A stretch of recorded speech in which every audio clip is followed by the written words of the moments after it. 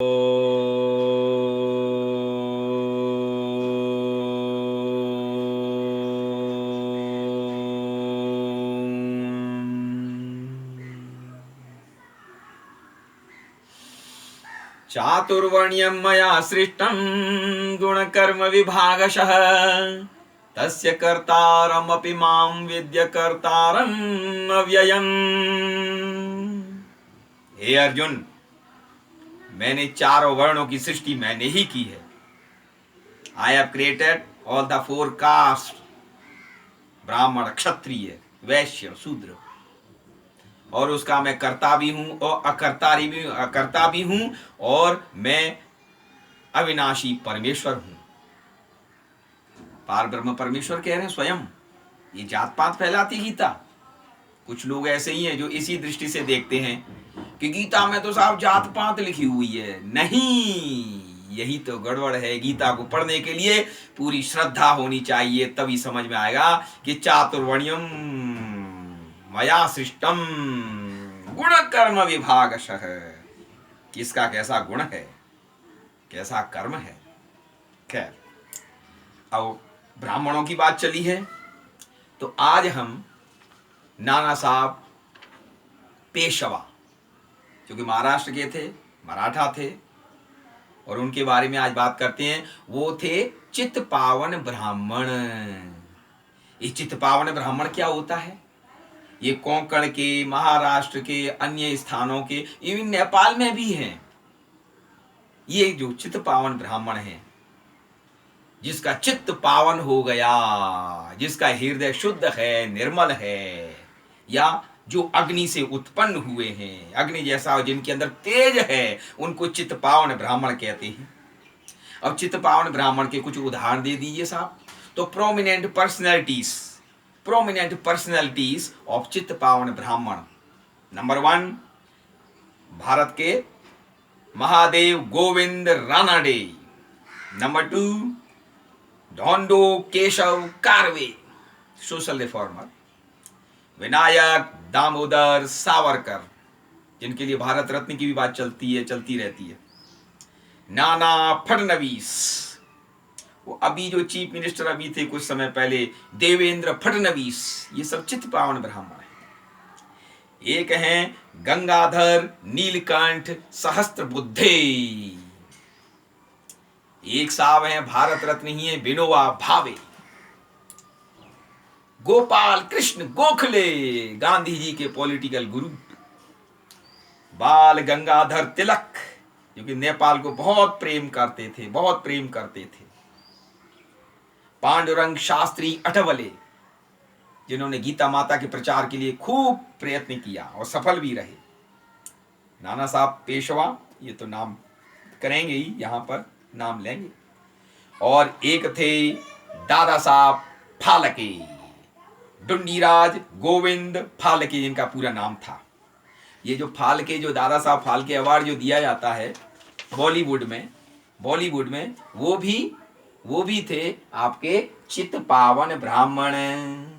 और चित्त पावन ब्राह्मण कैसे थे? उन्होंने जो फिल्म बनाने का जो कार्य शुरू किया, प्रारंभ किया, तो इसी में लिखा हुआ है, बॉलीवुड फिल्म में क्या लिखा हुआ है कि बहुत ही अच्छा है, इंटरेस्टिंग है, कि since his childhood Phalke had been brimming with ideas for narrating Lord Krishna's various exploits, and now he was keen to translate them into film. भगवान कृष्ण की लीलाओं के बारे में वो वर्णन करना चाहते थे, और उनके पास समय आ गया फिल्म के माध्यम से दुनिया को बताने का। तो इसका मतलब वो कृष्ण भगवान के ही भक्त थे। दादा साहब फाल्के, बॉलीवुड प्रसिद्ध है, वो भी चित्त पावन ब्राह्मण थे। अच्छा, और एक नाम है, वो आ गया, चुपचाप बोलूंगा, नाथूराम गोडसे। और अंत में, जो कि नेपाल में भी क्रांति करके चली गई, दिसंबर 1998 रेडिसन होटल में, और क्रांति करके चली गई। वो आप खुद स्वयं ही नाम देख लीजिए उसका, दीदी तेरा देवर दीवाना, हाय राम चिड़ियों को डाले दाना। हाय, समझ गए होंगे, नाम लेने की आवश्यकता नहीं है। पूरी क्रांतिकारी पॉपुलर सुंदर मोस्ट ब्यूटीफुल एक्ट्रेस। तो ये भी चित्त पावन ब्राह्मण माधुरी दीक्षित। ब्राह्मणों की बात चली है, अब आगे हम चलते हैं। तो ये हमारे जो नाना साहब पेशवा जो ब्राह्मण थे चित्त पावन, इनके पूरे के पूरे किले को, पूरे बिठूर को नष्ट कर दिया गया था जब ये कानपुर के पेशवा बने। वो अंग्रेज पीछे पड़ गए 1857 में, जबकि आपके इंडियन रिवॉल्यूशन फर्स्ट इंडिपेंडेंस जो स्ट्रगल हुआ था। और नाना साहब जो है बड़े ही परेशान थे और उनके पीछे जो अंग्रेज पड़े थे, वैसे तो उनके बारे में ये कहा जाता, अंग्रेजों के बारे में पृथ्वी नारायण शाह परम आदरणीय, उन्होंने भी कहा था कि ये लाल मुंह के बंदर हैं अंग्रेज, हैं? ये लाल मुंह के बंदर, इन्हें मत आने दो अंदर, नेपाल में घुसने मत देना। ये जो क्रिश्चियन हैं ये अंग्रेज हैं, लाल मुंह के हैं, इनकी नीयत ठीक नहीं है। खैर जो भी है, तो नाना साहब जो पेशवा जी थे उनके पीछे कौन भागा, भागने वाला है। तो इसमें लिखा हुआ है कि Major Russell continued the pursuit, but Nana Sahab and his companions made good their escape from the frontier into Nepal. Nepal में आ गए नाना साहब, नेपाल में आ गए, अंग्रेज पीछे पड़े रहे। मेजर तमाम जितने रसेल वगैरह थे, लॉर्ड केनिंग उस समय वो था, गवर्नर जनरल था। खैर उनकी बेटी को मार दिया गया, बेचारी प्यारी बिटिया थी, 13-14 वर्ष की थी, उनको कानपुर के किले में भस्म कर दिया गया था। बड़े अत्याचारी थे ये, और उस बेटी का नाम था मैना। अब देखिए आगे चलते हैं। तो अच्छा, ये भी घटना 6 सितंबर को ही हुई है, सितंबर के महीने में, अब भी सितंबर ही चल रहा है। हाँ, तो जब लाल मुंह के बंदर पीछे पड़ गए तो बिठूर के जो थे नाना साहब, बिठूर कौन सा स्थान है? बिठूर है ब्रह्मा जी का स्थान, बिठूर है लव और कुश की जन्मस्थली, और बिठूर है महर्षि वाल्मीकि का आश्रम, वहां पर अब भी है। नाना साहब के नाम से तो वहां पर पार्क है। तो ब्रह्मा जी के स्थान से, ब्रह्मलोक से कहिए, ब्रह्मलोक से भाग करके 800 किलोमीटर की दूरी पर आ गए पशुपतिनाथ की नगरी में, शंकर जी के शरण में आ गए। शंकर जी की शरण में आए, हनुमान ढोका पहुंचे, वहां पर हनुमान जी मिल गए दरवाजे पर।